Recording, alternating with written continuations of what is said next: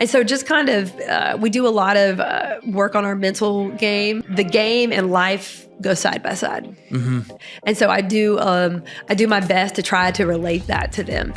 You know, I was just talking to Zoe Willis the other day about being a leader and having a voice. And, you know, when she's done, this is her last year playing ball, she wants to go to medical school. Wow. She wants to be an orthopedic surgeon. Yeah, that's a big deal. Wow. So I'm like, okay, you know, you want to go do that. Okay. Well, how are you going to lead those other doctors and nurses when you're under the, you know, over the table and you got that knife in your hand? Yeah. You know, and we've had that discussion about, okay, like, how are you going to use what you're learning in softball and take that into your life? Yeah. You know, and it's just, I love how parallel the game and life are, and I try to use that as a tool as much as I can. And then also with the personal development piece, you know, we've done a great job, I think, trying to provide opportunities for our athletes to grow as humans, just through the community service that we do in general. I think that opens their eyes to a lot of different things. You know, I think I was telling you about the guy that we do a lot with the special needs community. And he didn't even know he wanted to be a teacher. Wow. You know, he thought he was going to do something in business, and he ends up, he loves special needs. He changes his major. He's in education, and now he's working in special needs.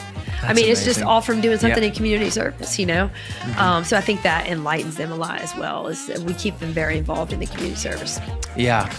Welcome to the Americus Podcast, where we're learning what it means to become a next level neighbor, creating a place we enjoy with the people we love. Today, I am joined by Nicki Levering. Nicki is the Assistant Athletic Director and Head Coach here at Georgia Southwestern. Nicki, thank you so much for coming on the podcast. Absolutely. Thank you for having me. Happy to be here. All right, so you've been with the college for a little bit over 6 years. We're going to kind of get into your life in just a few minutes, but I would love for you to explain just a little bit about what you do and what is the most exciting part of your job right now. Yeah. Well, I like to dabble in a lot of different things on a day-to-day basis, but my primary job at the university is head softball coach. That comes before everything else. So, you know, just to try to mentor and lead my young ladies into trying to win and be the best humans they can be every day is definitely my primary focus. But then on top of that, you know, I came into the college and I really was focused on community engagement. Yeah. So I do my best to try to keep all of our community engagement efforts organized, structured, so our coaches and our athletes know where they're going, who they're going to be working with from week to week, so we can stay engaged in the community. And then I dabble a little bit in fundraising and game day operations, just making sure our coaches get everything that they need and, you know, that our athletics department continues to thrive. Yeah, I love that. The other day when we were at the first soccer game for the women's soccer team, I saw you out there and you were all over the place. I was like, I love it. I was like, wait, no, this is soccer, and she's just rocking. She's killing it. So I see that. I see that drive in you. We actually got a chance to meet each other a few weeks ago, just to get to see your heart for the city. And so we'll be diving into that in just a minute as well. So stay tuned. But yeah, let's talk a little bit. So you've only been here for a little over 6 years, but let's go all the way back. Kind of tell us a little bit about Nicki growing up. Where were you born? Tell us a little bit about your family dynamics. Yeah. So I'm originally from Nashville, Tennessee, a smaller town out of the North Nashville area called White House, Tennessee. Okay. All my family is right there in Nashville. And I was just born and raised to definitely a blue collar work ethic family. My parents were very hard workers. And, you know, I got to see my mom go back to college when I was in middle school. Wow. So that was something that really kind of shaped me as a young adult. And, you know, I was thankful to be gifted in athletics. I played all different sports growing up. And, you know, my brother was a big part of that. My grandfather, my sister, we all played, you know, my cousins. Are you the youngest of your siblings, oldest? Or? I'm the oldest of my siblings. Okay. I am the oldest. But, you know, I mean, every day we were doing something. We were shooting or throwing the ball. You know, I loved football. You know, wish I could have played football, but that just wasn't, you know, that wasn't for me. But, you know, basketball was actually my first love. And I really loved playing the game of basketball. I would play with my grandfather all the time. Yeah. Did you have like a home court, or like it was this a neighborhood court? Or what? Honestly, it was at my grandfather's. They was just playing in his driveway, just shooting out there. And, of course, you know, I had a hoop at home. So I'd hoop at home a little bit until it would get a little crazy, and then mom would separate me and my brother. But, you know, we would love to play any sport every day. And now, what was the town? A smaller town like this, like a rural area, or is it right outside? Okay, it used to be. It used to be about this size, but it's exploded. Wow. Nashville's exploded. Yeah, of course. Over time, and we moved up to that town in, I believe it was 1996. Okay. So, and then I graduated high school in 2004, and it was just really starting to grow then. And now it's definitely a good bit larger than what Americus is. So when I go back home, I can't believe what's happened. I don't even recognize half the places. But it was definitely a small town to grow up in, and my uncle's a farmer. My dad, we had a small farm. We had cows and hay and just kind of had some ponies and horses. So I gained a lot of my work ethic, just working out in the yard and having to load hay and, just kind of do my part to help my family. And, I think that just kind of that led me into athletics even more so, because I knew that you got to have work ethic in athletics, like if you want to be anywhere or go anywhere. Yeah, and absolutely. Softball was my endeavor. I saw that as my segue to college. And I was going to do anything to get it. I was a very, very average student in high school. I really struggled with test taking. So I went to a junior college actually in Orlando out of high school, and went there for 2 years, and got some good experience under my belt as a player, and made really good grades. And that kind of prepared me. I got picked up to go play for a Division II university in Orlando, Florida Tech. Okay. But I actually went there and I did horrible. I failed almost an entire semester of college. My priorities were not right, man. I was not taking care of myself. I had to move back home. Yeah. I didn't even know if I was going to keep playing. And thankfully, I had a coach that recruited me in high schoal that reached out to me, and he said, "Hey, what are you doing? Yeah. Why aren't you playing?" He said, "Come play for me." So I was like, okay, I don't want to give it up yet.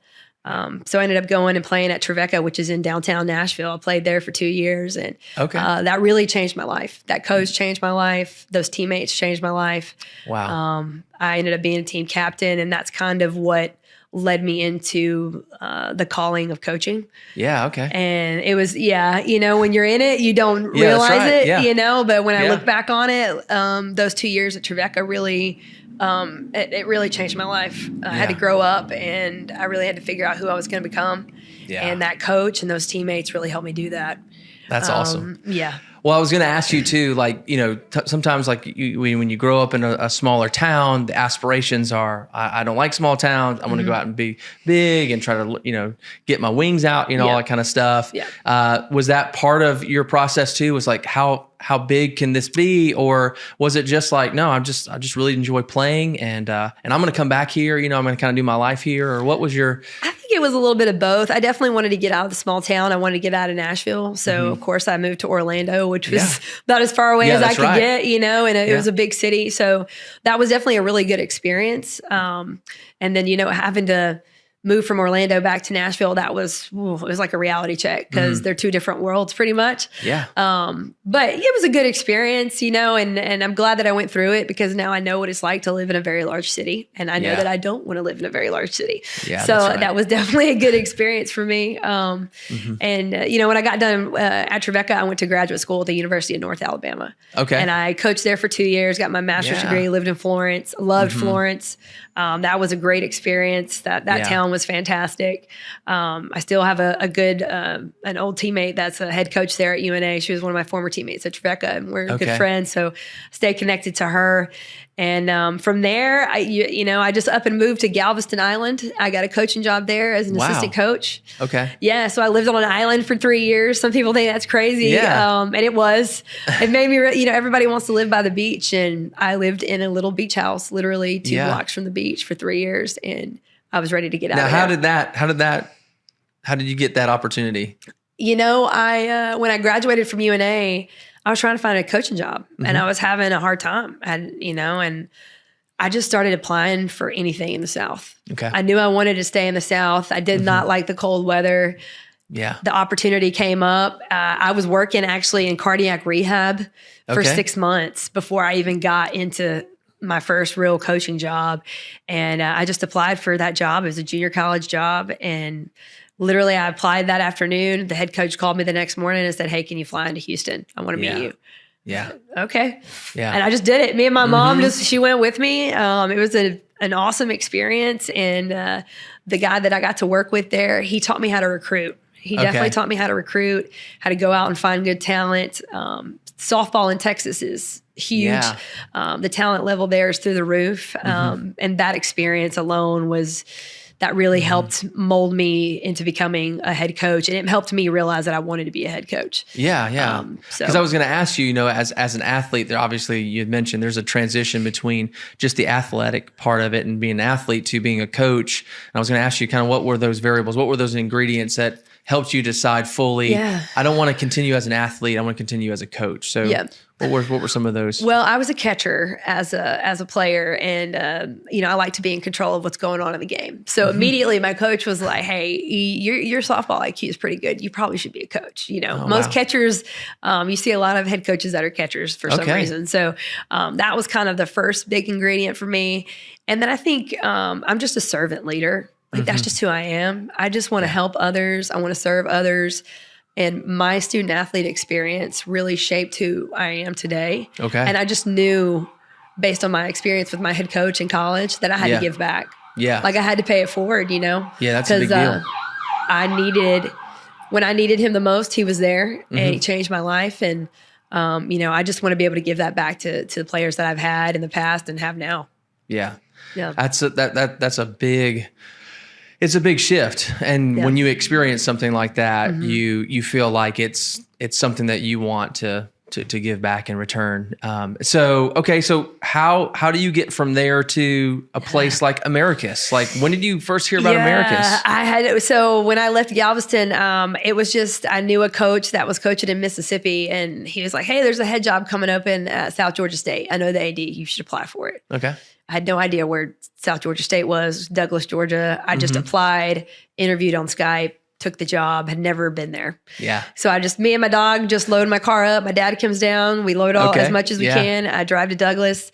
I stayed in Douglas for 3 years, was a head coach there. Okay. Had some decent success there, won a championship there, had a couple All-Americans there. And I like how you define just decent, decent. Well, it was a lot of hard work, man. Yeah, that's awesome. I had a great assistant coach. I had a couple, one that was a player for me, and then also a guy who ended up playing for the men's national team. Wow. Who's now coaching in Division I softball. I mean, I had a great experience there. But that opened the door for me to come to GSW. Okay. The former coach, Eddie Ward, he had watched me coach at, I think, one of the JUCO state tournaments. Okay. And we had a mutual friend, and I got to know him a little bit after that. And he just kind of reached out to me and was like, "Hey, would you be interested in looking at GSW and taking the job? I'm thinking about retiring." Yeah. And at the time, I was like, yes. I was 100%. I wanted to keep, moving the ladder. Yeah. And moving into the NCAA in a Division II school. I wanted the challenge of it. Yeah. It just kind of happened fast and overnight. I wasn't expecting it. So I come to Americus in that end of that July, and I've been here since. Yeah. I love it. Yeah. It seems like you mentioned your dad. Hold on. Got to know what your dog's name is as well. You said you have a dog. Okay. So Nora. Dora. Yep. I got Nora in Galveston. Okay. Awesome. Yep. Awesome. But it seems like your dad's been there. I mean, what kind of support has your family been for you?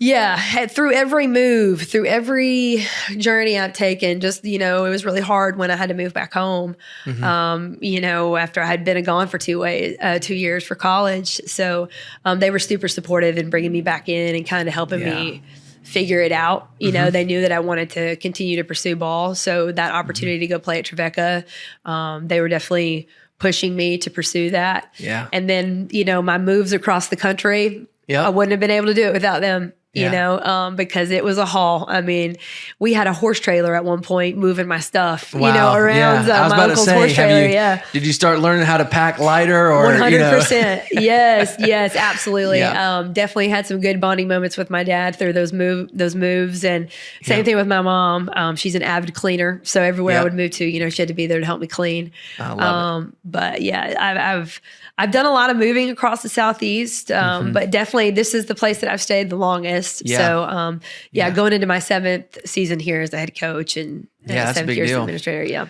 So what were your expectations coming in? Like, what did you hear about Americus? What did you read about Americus? Or did you just come in? What was your first experience at I Americus? actually came up to watch the team before they knew that I was even interviewing for the job. The girls, the team didn't know. I just kind of stayed behind the outfield fence, just kind of watched them. I kind of wanted to see what I was going to be getting when I got there, and I really didn't know much about Americus other than it was a little bit bigger than Douglas, Georgia. And that was about it, because Douglas was very small as well.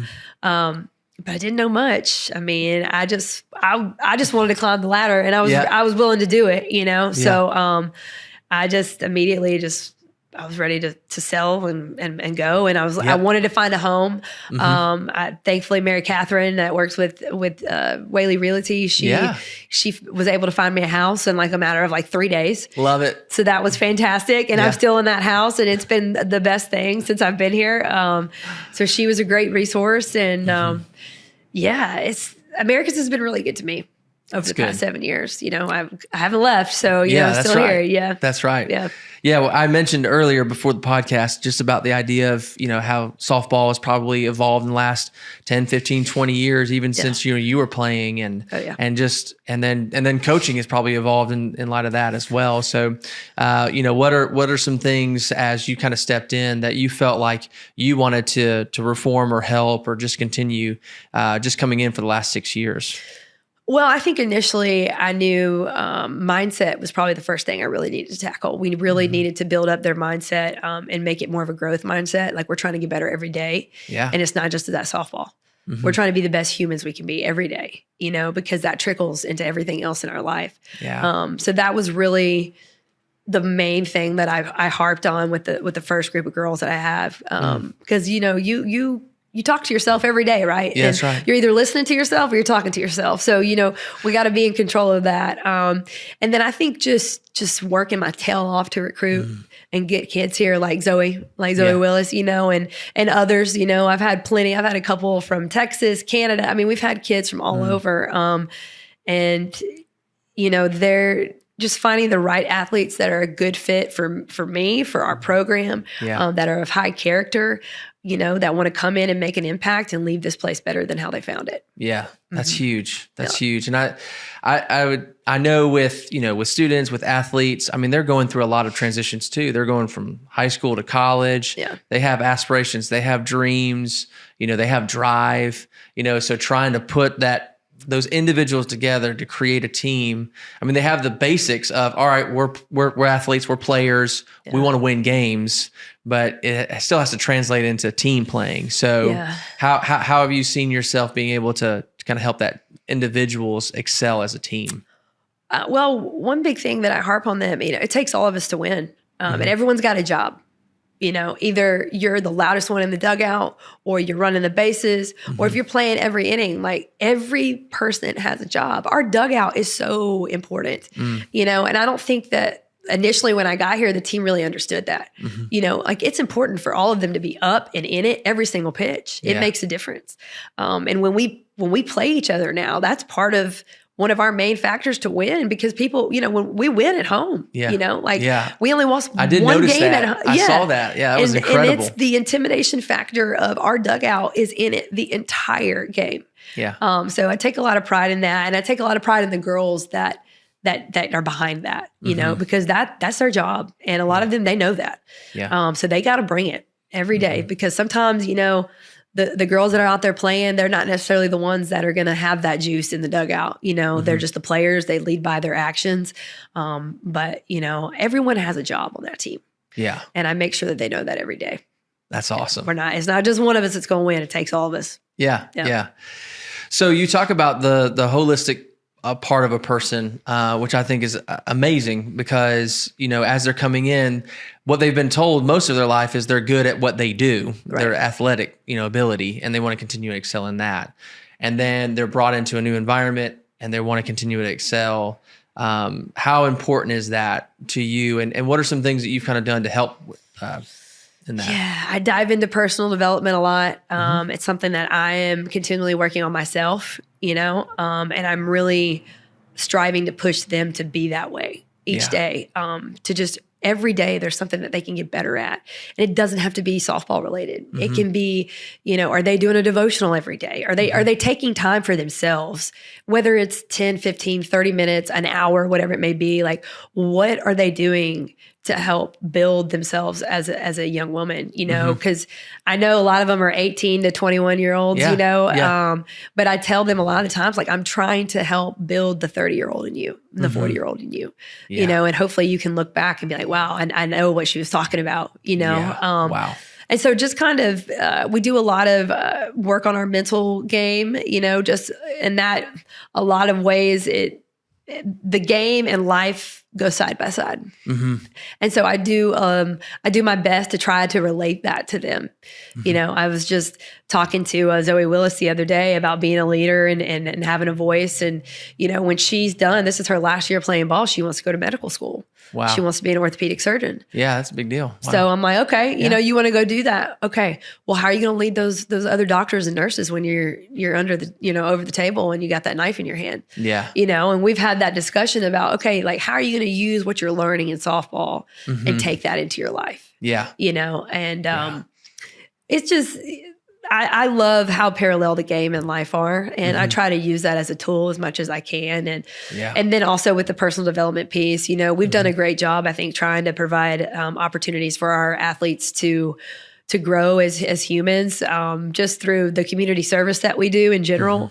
I think that opens their eyes to a lot of different things. I think I was telling you about the guy that we do a lot with the special needs community, and he didn't even know he wanted to be a teacher. Wow. He thought he was going to do something in business, and he ends up, he's loved special needs. He changes his major. He's in education, and now he's working in special needs.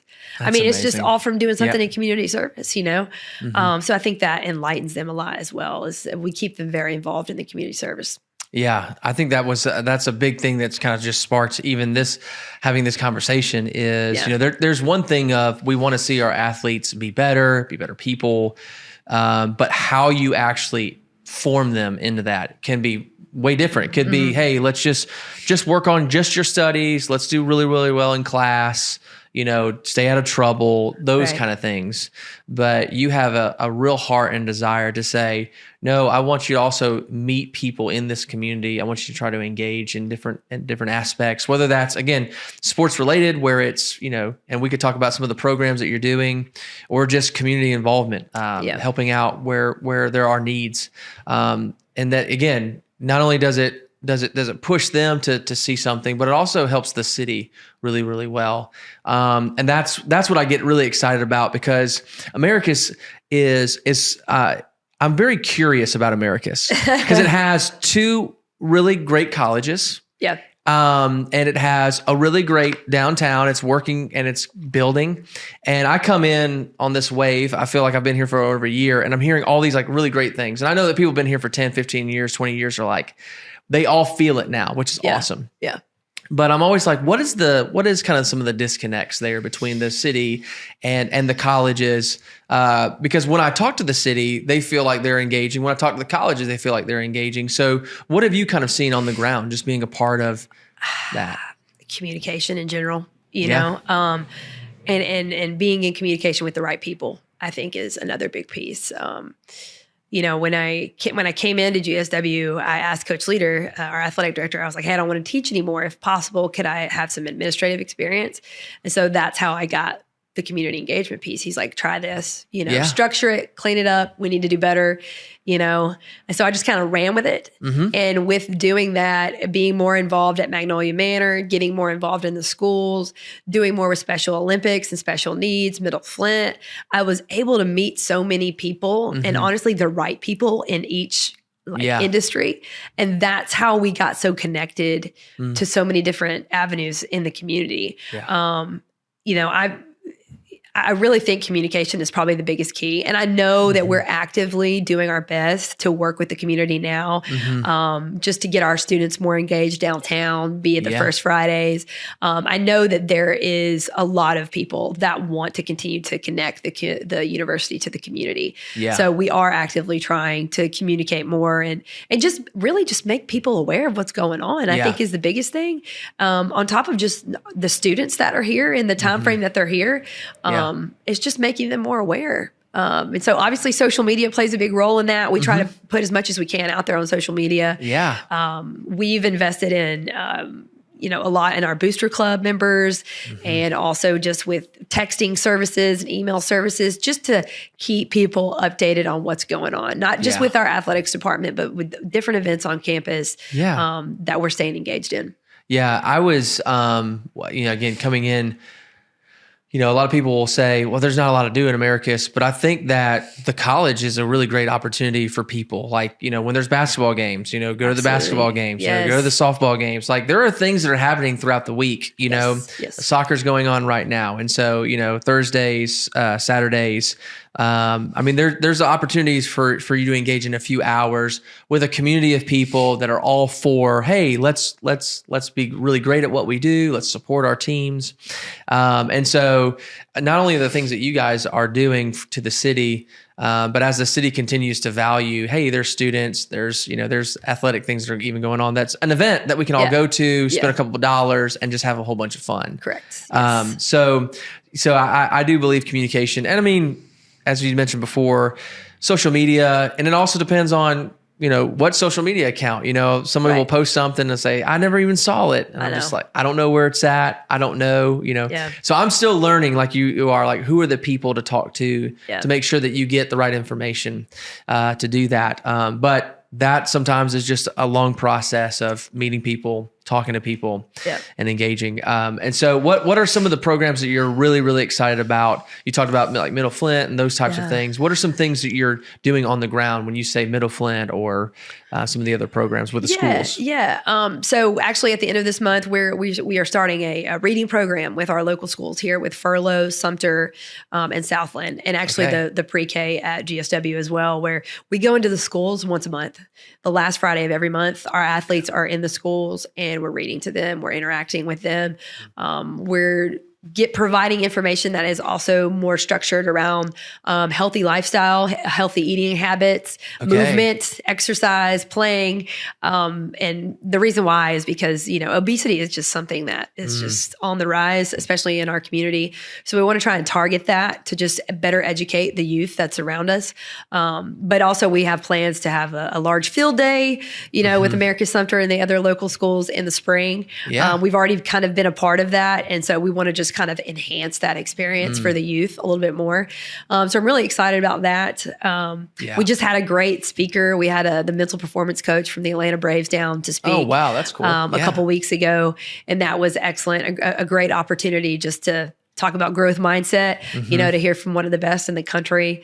That was great. And when it comes to Middle Flint, we try to stay engaged with them as much as we can and just go out and interact with their people and just, spend some time with them. And I'm actually in the works of setting up a T-ball game right now. Oh, nice. Our baseball and softball teams have been doing that for probably the past 6 years. I think we may have started it my first or second year here, where we had them out to the softball field and we put a tee down and everybody gets to hit off the tee and run the bases. And the local First Baptist Church usually always grills out for us and feeds us. Awesome. Yeah. It's Miss Lisa Holloway she was the mastermind with me behind that in the early stages. And she really helped me kind of get that thing moving. But it's been a great event in the past. Night to Shine event with Tim Tebow local our athletes. We love that event. Several of our student athletes are involved. They're the dates, or they're in the rooms and they're working, playing the games or whatever it may be. That's one event that we really do love. And then Special Olympics. We hone in on Special Olympics. We have it in the fall and in the spring. We, since COVID hit, it's everything kind of slowed down with Middle Flint and Special Olympics and with Magnolia Benner. Yeah. So this year we're finally getting back into that rhythm. Back to some kind of normal rhythm that we used to have before COVID hit, where we're continually, engaging with these communities. And our athletes love it. Yeah. They absolutely love it. I think initially when the new kids come in, they're not sure how they're going to feel about it. But once you get out there and you get engaged, they end up having a really good time.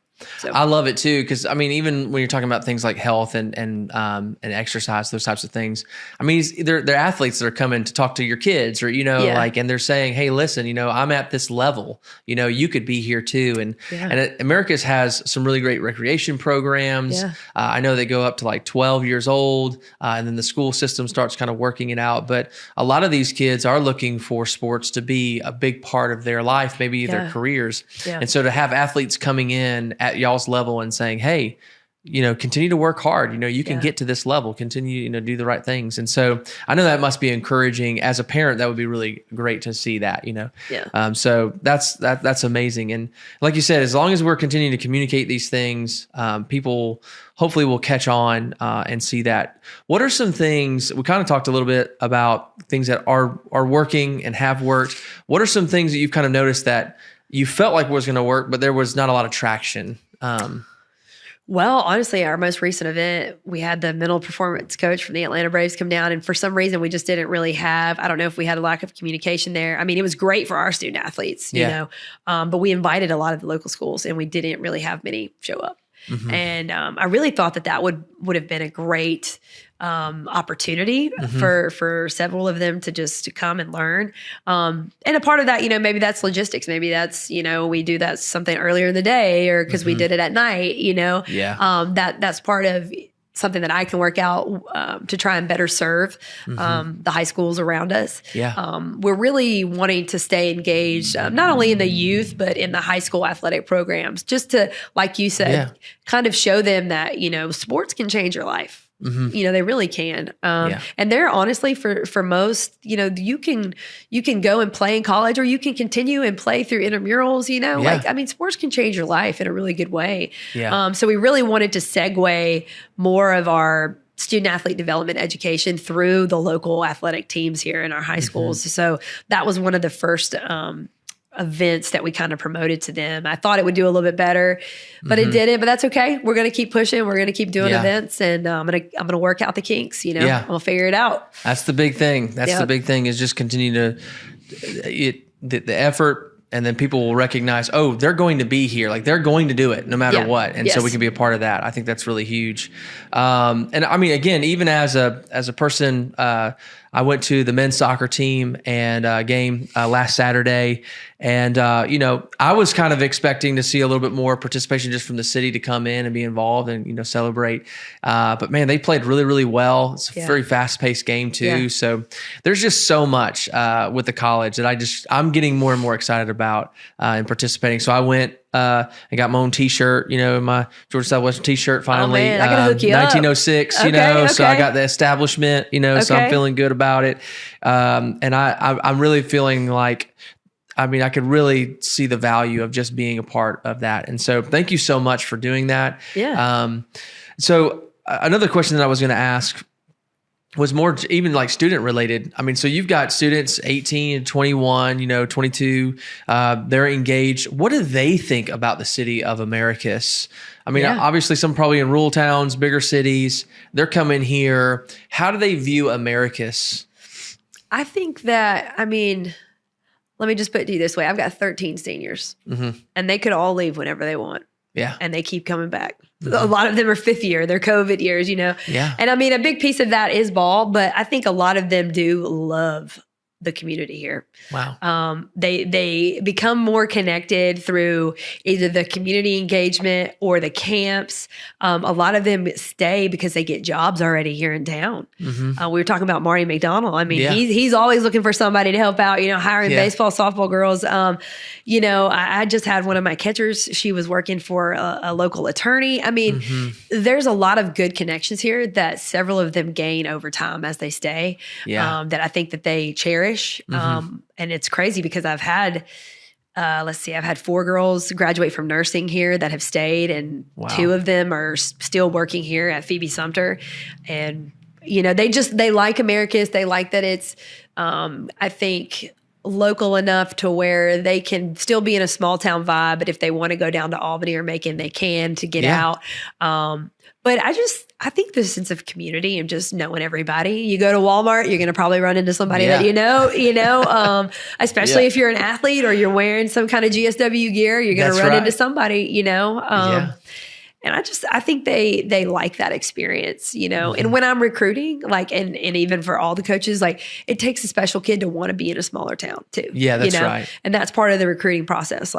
We are a smaller town, but this is a great community and there's a lot of love here, especially for athletics. Yeah. And, we're involved in the community too. We share that with them on the recruiting process. Hey, you're going to be engaged, and if that's not what you're looking to do, you probably need to go somewhere else, because we've got some great supporters in Americus that are consistent. They come out to games. They're always supporting us. And, it's our job to give back to the community, just to show support back to them. Say thank you for everything that you do for us. And our booster club is fantastic. It's full of a lot of alumni that played ball here, that stayed. And, I just think that local vibe, is why a lot of people tend to stay, because you can't get that everywhere. And several of my girls are from big cities and they like the small town vibe, you know? So I think that has to do with a little bit of just their team, their teammates, and then they experience their student athlete experience in general, I think helps shape that and draws them here, wants them to stay. Love it. Love it. I always look at downtown and I think about, what the future of it looks like. That's one of the things we talk about on the podcast as well is, not just currently what we're doing, but if we could just picture ourselves in the next 10 to 15 years. And I kind of ask it this way: what are some things that we need to start doing? What are some things that we need to stop doing? And what's something that we can never stop doing in order to be who we want to be, So when you think about that, so kind of the bright spots, kind of the things, the obstacles that we need to be aware of, that we need to handle. But then, like you said, just the neighboring, the kindness, the community, that can never stop. We got to continue to do that. Yes. But I think about college students, what would draw a college student just downtown just to be, okay, hey, I've got a Friday after practice. Yeah. What are they coming? Where are they going? What are they doing? Well, I think initially part of campus should be downtown. Yeah.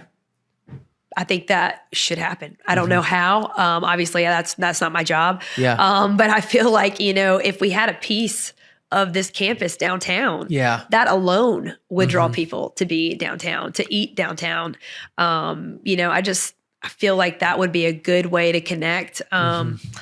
Obviously, the more variety that we have in terms of places to eat and spaces to gather, I think would be something that would be pivotal for our college kids, we have a great new place that just opened, which is fantastic. And just, I think the more we can have shops and variety, the better. Yeah. I look at downtown Americus and I often compare it to Milledgeville, because you see Milledgeville, it's not very big. Yeah. We go over there, play Georgia College, and, that town has thrived. They've put part of their campus downtown. They've kind of added some new places, different places, a variety of places to eat, hang out, give the college kids more space to be there. Yeah. So I think that would be something that would be helpful. I love that. My girls are great. A lot of them just kind of hang out together and do their own thing anyways. Yeah. And they still have a good time, but I think that would definitely be helpful. And not so much for the college crowd, but even just for the young adults, the 30 somethings. Yeah. The early 40s, give us a little bit more variety downtown. And then as for an obstacle, I don't know that I've been here long enough to be able to answer that one for you. Obviously communication is always, I feel like, a big barrier. So everyone being on the same page, from the university to the community, to the county, and going in the same direction would probably be where I would start. Yeah, that's huge. Yeah. That's huge.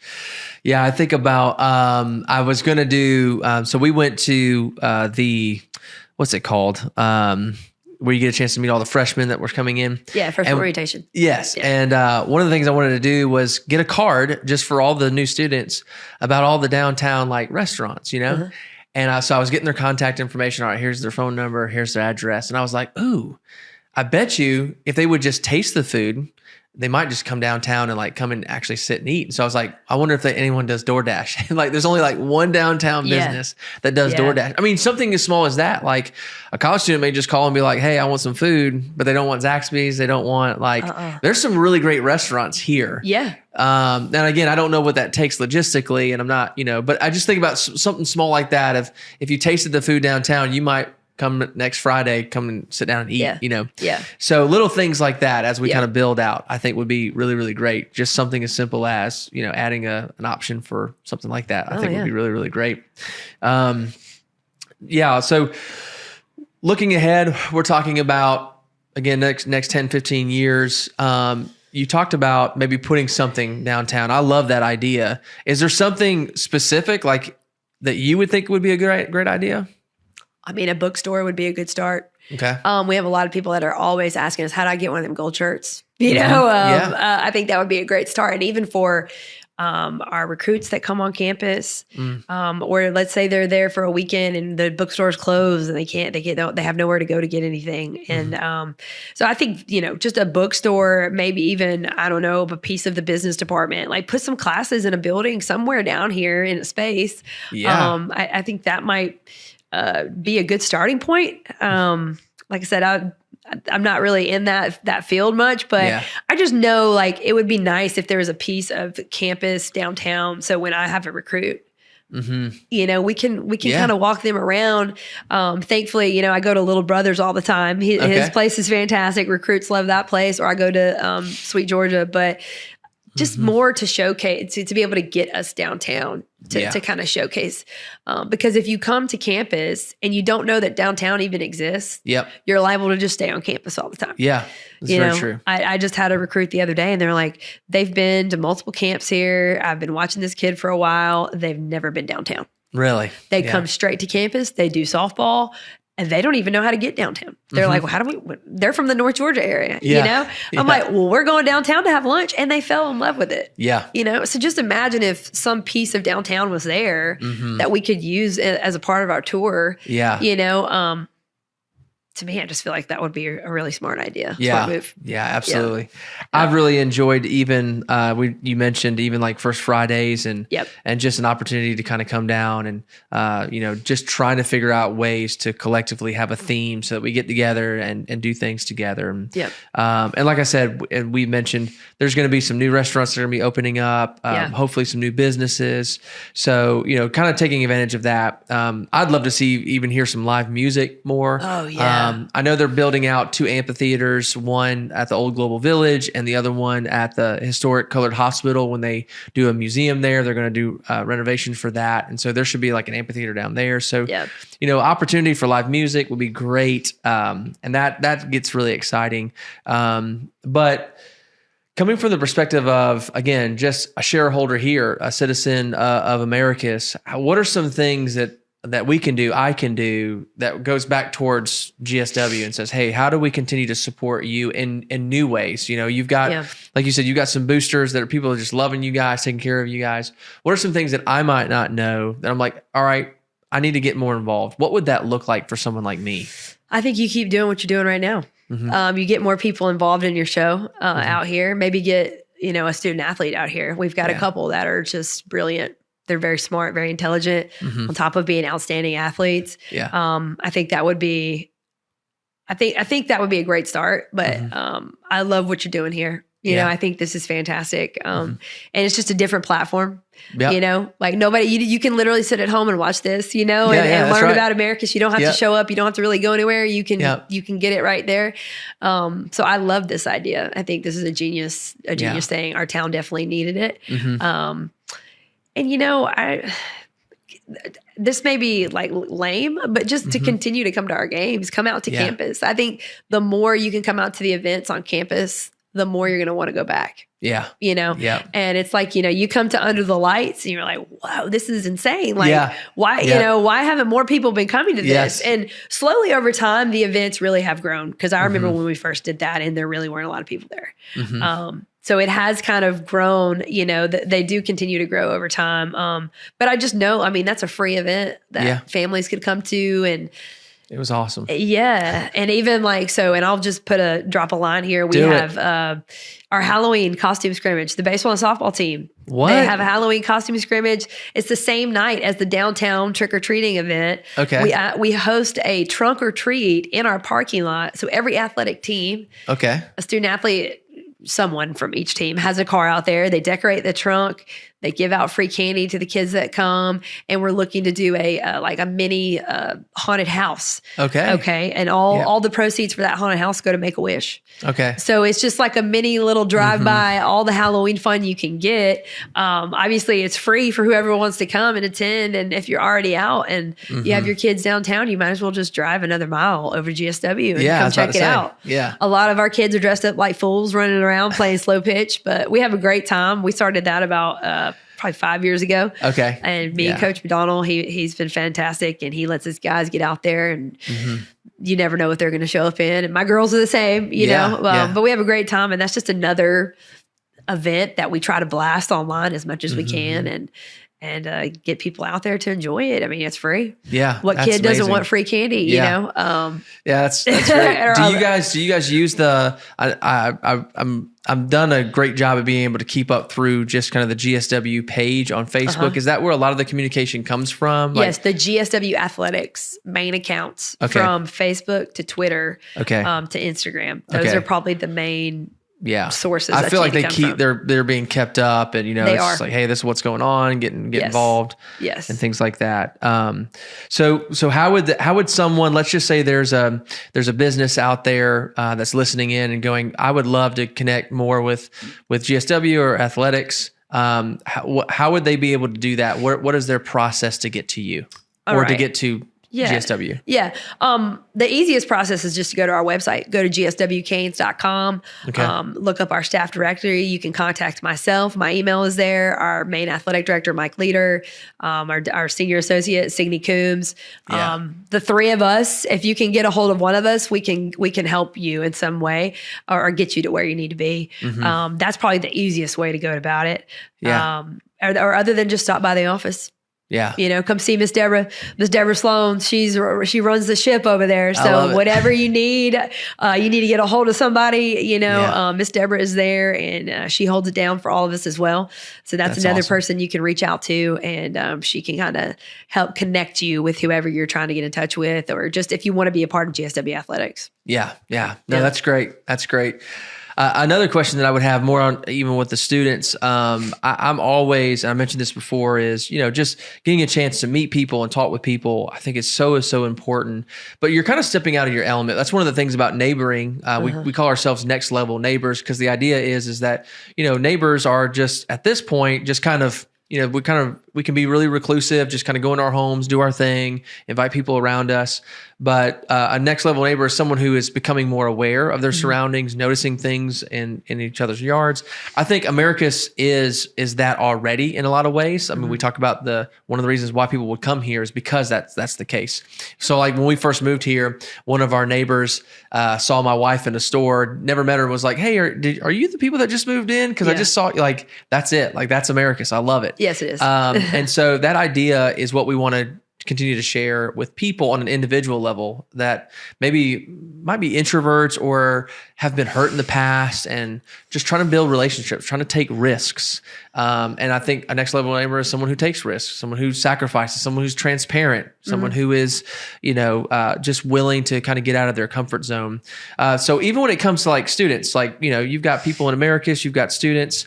What are some great ways for us to even interact with the students when we see them? Like, you know, just some good pointers, like, hey, you know, this is what students are into or athletes are into, or just to help someone kind of take their next step into saying, hey, I want to introduce myself. But that's, you know, I think the biggest piece is, I'll go back to just like coming to our games, coming to our camps. That's the camp connection is a great way to connect with the student athletes because oftentimes they're there and they're working. Yeah. Right. And so they're engaging with the youth somehow. And so that is one good piece. And then, like I said, coming to games, I think is another, just be a supporter in general.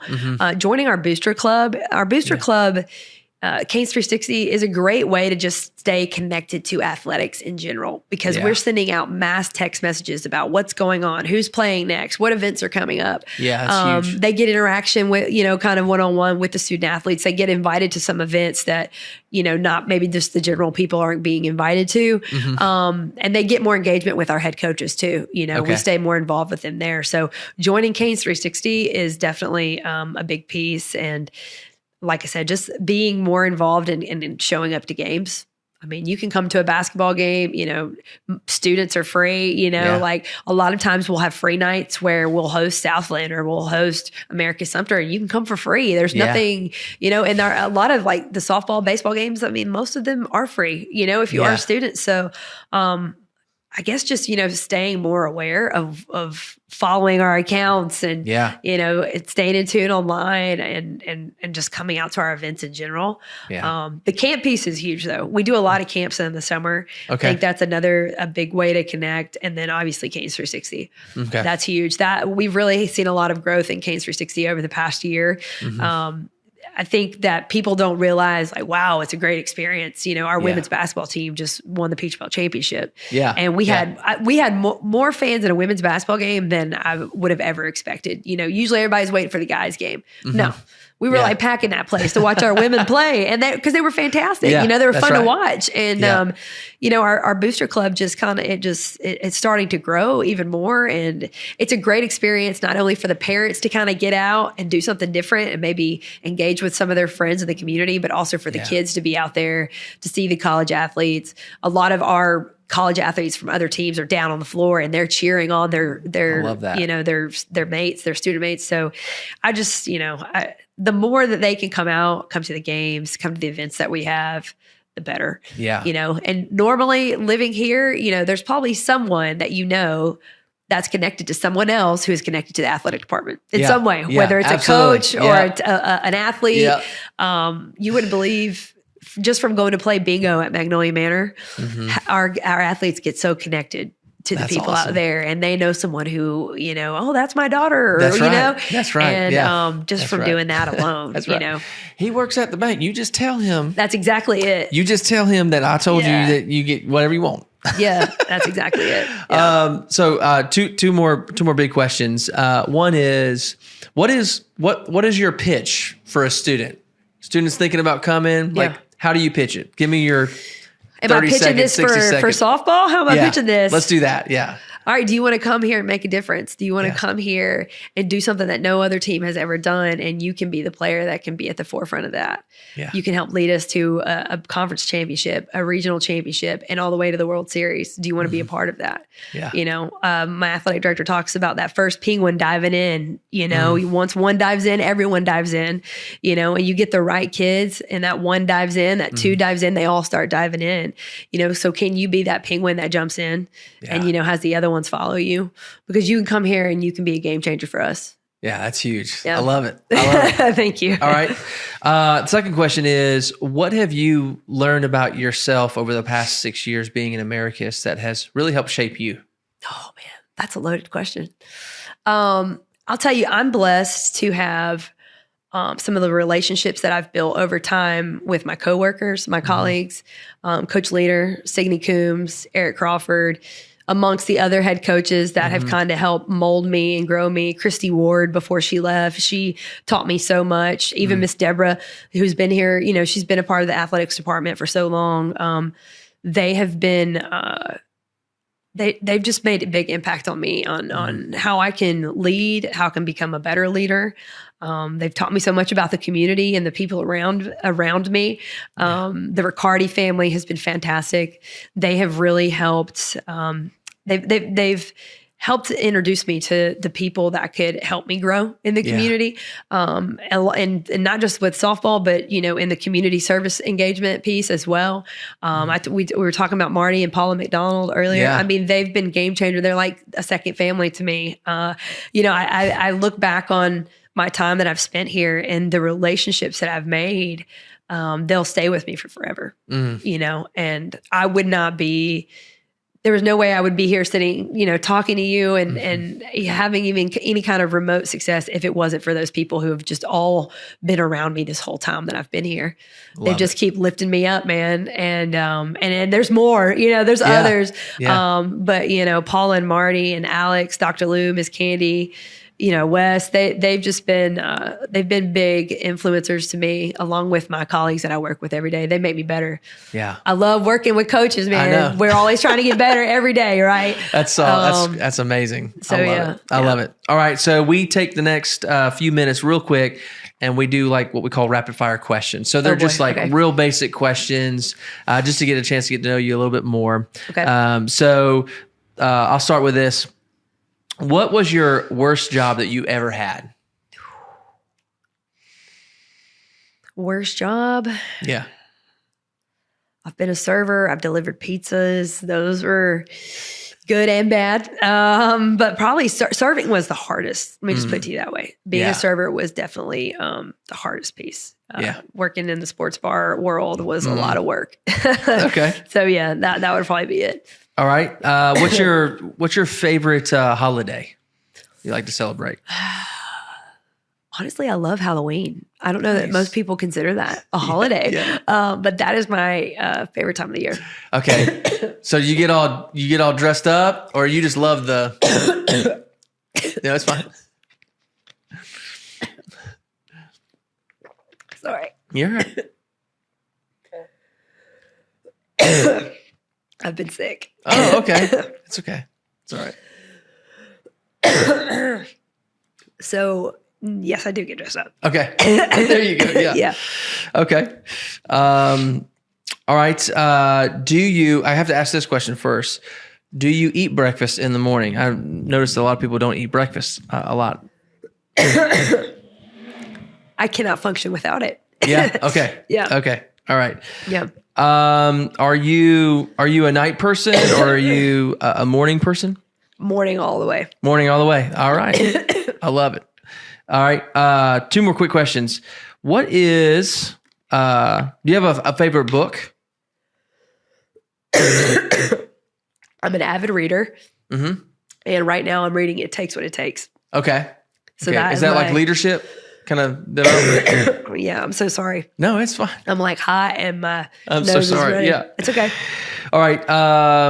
What is what? Let me ask you this: what do you do to relax? I'm sorry. Yes. Go ahead. Go ahead. Let me grab some fresh air. Yeah. Go ahead. Yeah. Go ahead.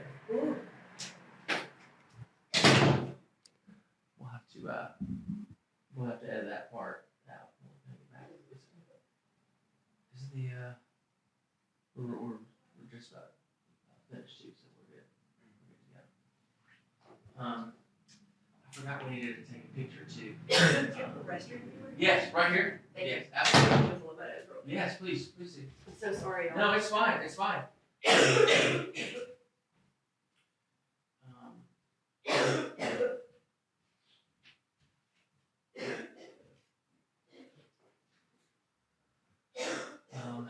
guess we can just take a picture inside. With last time, look at this picture right here. With yeah, it's not really gonna matter because it was a little bit. It was a little bit brighter then, so I doubt we're gonna be able to get that. But we might be able to do. Let's see what it looks like outside.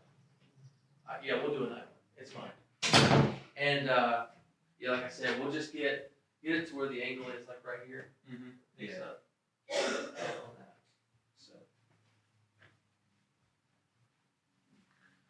Oh my gosh, I feel so bad. Don't. I want you take care of yourself. Don't worry about this.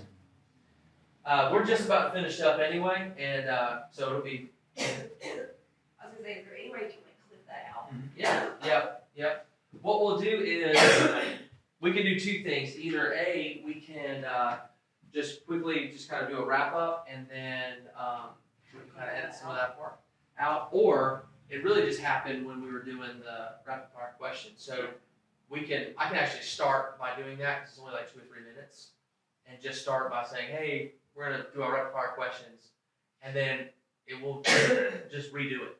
Okay, so that would be easier. Yeah, because then we can just make a real quick cut. So I'm so sorry. No, it's fine. It's fine. I just got hot and I've been sick. My twins are sick. Oh no. So of course everything that they get, I get. Yes. And now how old are your twins? 2. 2. Well, they're about to be 2. Okay. Oh my gosh, 2-year-olds. Boy, girl? 2 girls. Okay. And they are fraternal, so they're nothing alike. Oh wow. Out of the 2 of them, yeah, they're nothing alike. Okay. Thank you again. I'm so sorry. Yeah, no, it's fine. All we're gonna do, like I said, is rapid fire to the very end of one of the questions, and then what we'll do is it'll cut back to me asking about these rapid fire questions. God, I started thinking about, but it has to be about the worst job I've ever done. Yeah. Loading hay bales. I should have probably said that, but okay. Well, you got an opportunity now. So, yeah, it'll take about 2 or 3 minutes, and then we'll go ahead and wrap up. Thank you. I'm sorry again. No. It's like the heat from the lights, probably. Like yeah, I know, right? Yeah. Well, yeah, it can get. I'm feeling a little bit. I'm not gonna lie to you. All right. Whew. Okay. Got to make sure my collar is exactly where it was. No, I'm just joking. No, you look good. You're good. All right. Well, normally what we'll do is we'll take some time to do some rapid fire questions. These are just questions to kind of get a chance to know you a little bit better on a very just a fun way. And so one of the first questions we'll ask is, what was the worst job that you ever had? Definitely growing up having to load and bale hay. That was probably tore my arms up the first time I did it. I wasn't wearing sleeves. And oh my goodness. Yeah, me and my brother had to do it. And I was probably, I don't know, 10-ish, somewhere around there. But it had to be done. Yeah. So we got back there and got it done. That's right. Yeah. Okay. What about your favorite holiday? What's your favorite holiday, dude? I love Halloween. Okay. I've always loved Halloween. And like I said, I don't know that many people consider that a holiday, but I do. I love Halloween. I've always liked to get dressed up. And ever since I've been coaching, I've been doing like a costume scrimmage with my teams. That's awesome. So I love doing that. I have the most fun doing that. I got to ask though, how do you decide the year's theme for you? Like, what do you go through? I don't even know, man. It's something different every year, right? It's something different every year. What's the process? Are you like, okay, we're going to go this theme, we're going to go here, or do you honestly have no process? I just wing it. Yep. And like I've been a taco, I've been hot sauce. It's usually something related to food for some weird reason. I love food. I love to eat. So that's probably why. I really don't even know what I'm going to be this year yet. I haven't decided. So that's awesome. Yeah. Okay. All right. Are you a breakfast person? Yes. Okay. So what are you going after? What does that look like for you? So for a long time, it was peanut butter toast. Peanut butter toast. Peanut butter toast every morning with my coffee. That one was huge. And then another one that I bounce back and forth between is just oatmeal.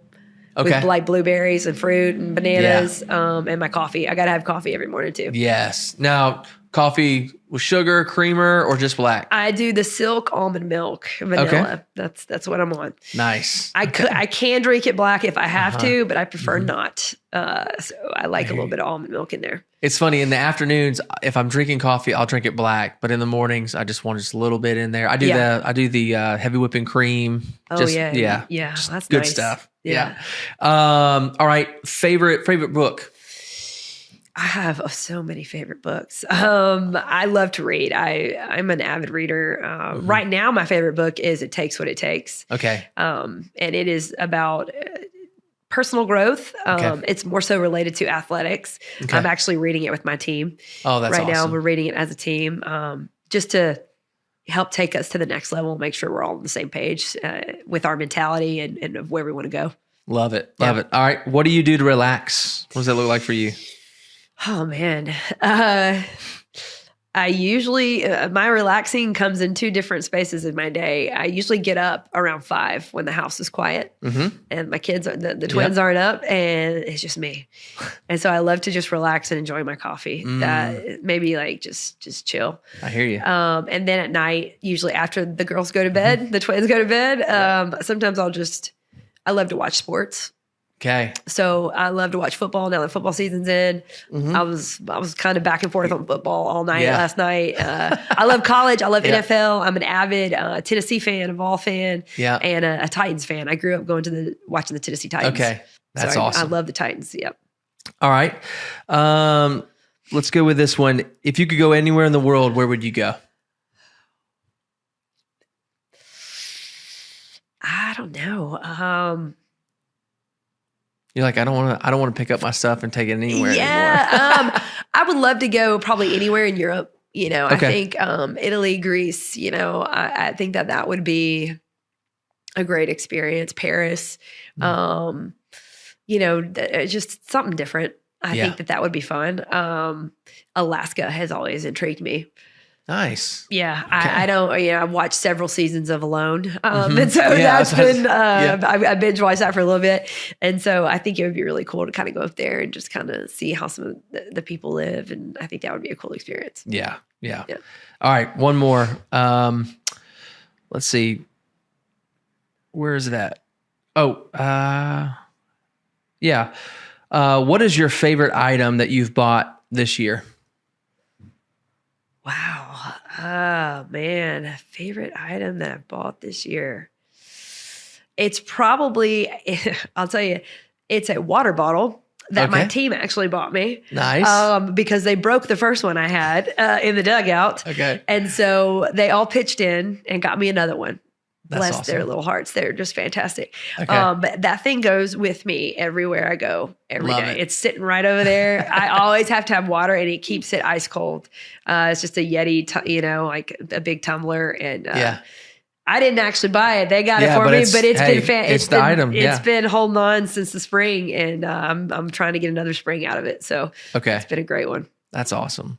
Well, Nicki, thank you so much for coming on the podcast, sharing a little bit of your story, sharing what GSW and the athletic department is doing in the city, but also just doing it for the students to see them thrive, to see them become a holistic person, not just an athlete. And so thank you so much for your service here, for your friendship. I'm really excited for the future of Americus and for the future of GSW. So hopefully we'll continue to see it grow and there'll be great things. Thank you for the opportunity to be on. I appreciate it. Awesome. Yeah. All right. That's it. Awesome. And then that's it. All right. Again, thank you guys so much. I'm sorry about the coughing attack there. Let's do this real quick. We like to normally take a picture.